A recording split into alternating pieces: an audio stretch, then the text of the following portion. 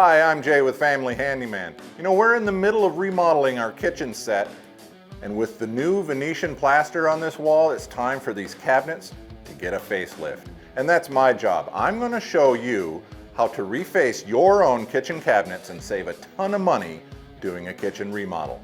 Let's get started. We start by taking some measurements of each rail and style and the overall cabinet size. I entered all my measurements into SketchUp, but you can just as easily use a piece of graph paper to make sure you've got everything right. Remove all the doors, hinges, and drawer fronts. Label all the parts in case you need to reference them later.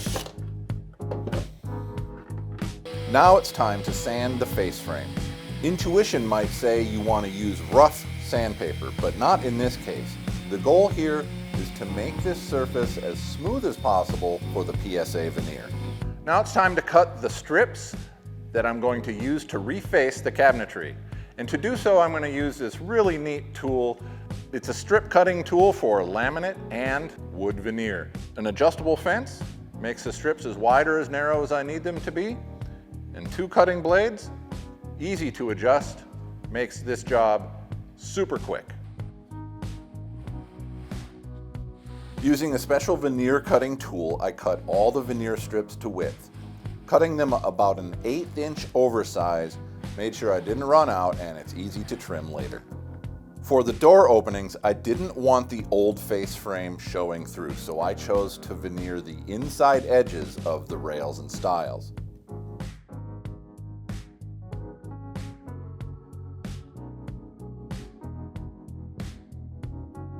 Next, it was time to apply the veneer to the rails and stiles.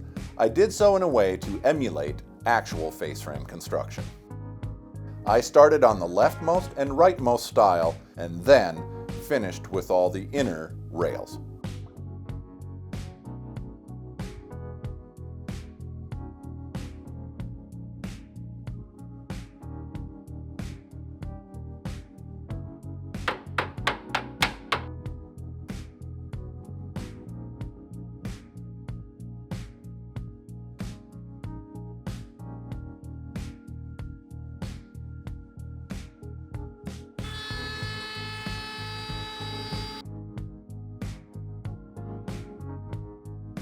I applied a finish to the face frame now so it has plenty of time to dry while I'm making the doors and drawer fronts.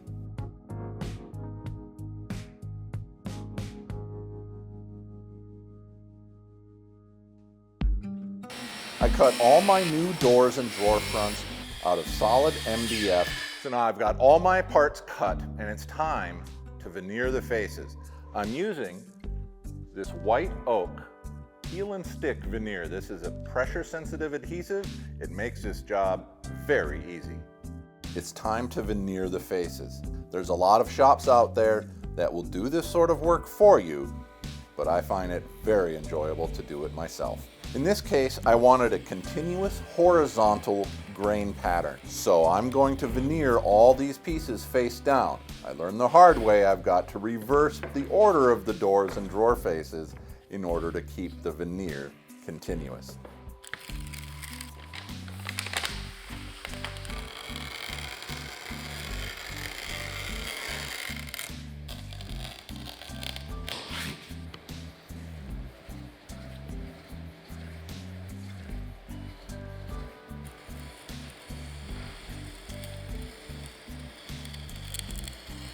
Before trimming the veneer on the face, I chose to iron the edge banding on all the edges.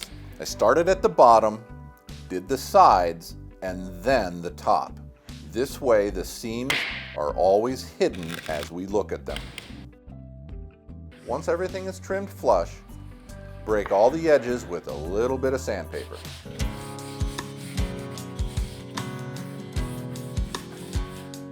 I chose to replace the old hinges with new, soft-close, Euro-style hinges. So for drilling the holes for my cup hinges, I'm using a special jig that does both steps for me very accurately and repeatably. This jig contains two different inserts, one for drilling the 35mm hole for the cup, and then another one to drill the two mounting holes for the screws. We first set our depth of the cup with our depth stop. This jig automatically positions the hinges 68 millimeters from the top and bottom of the door.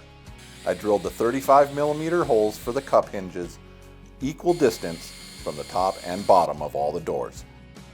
And continuing with this jig, this insert allows me to pre-drill the mounting screw holes. It's time to sand all the doors and drawer faces. I sanded mine up to 180 grit to get it ready for the water-based poly. I applied 3 coats of water-based urethane so it would remain clear over its time, unlike oil-based, which will amber and yellow over time. In between coats, I gently sanded with 320 grit sandpaper for the best results. Since I chose to put on new soft close hinges, I thought the least I could do was also install some new soft close drawer slides.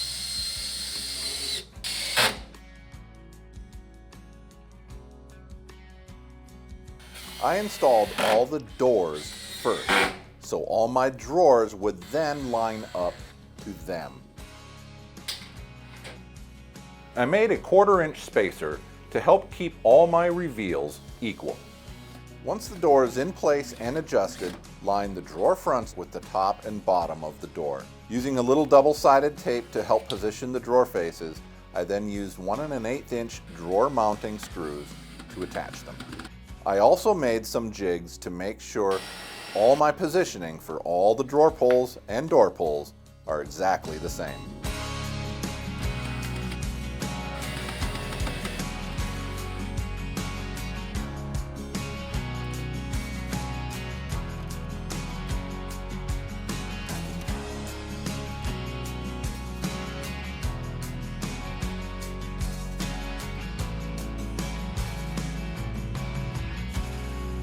So there you have it.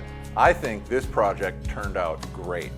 The continuous horizontal grain of this 1/4 sawn white oak really gave this kitchen the facelift it deserved. For more great projects like this, visit familyhandyman.com.